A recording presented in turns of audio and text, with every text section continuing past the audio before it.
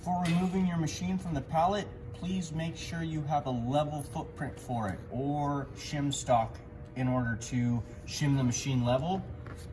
Once you have that, remove these bolts, lift the machine down, make sure it's level, and then anchor it.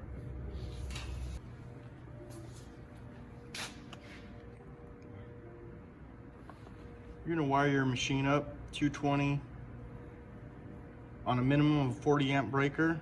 You're gonna follow the RST sequence with L1, L2, L3. If you have a high leg in your building, it has to go in through L2. High delta leg in through L2. And make sure your machine is well grounded.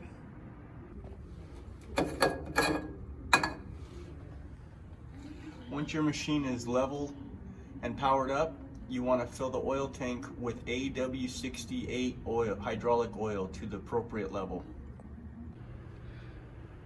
Once your machine is installed, has power and oil, turn it on, and you need to check motor rotation. Do that.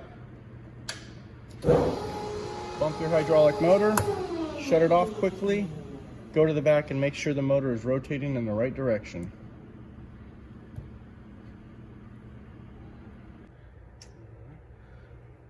Your manual function keys on the control are your e-stop, your jog auto switch, and your start button. Everything else will be handled through the touchscreen.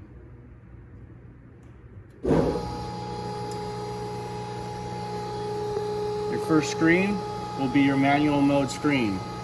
Here you can make several movements.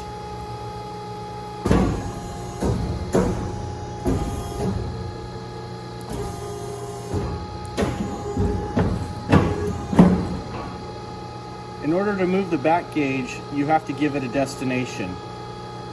Manual jog of back gauge.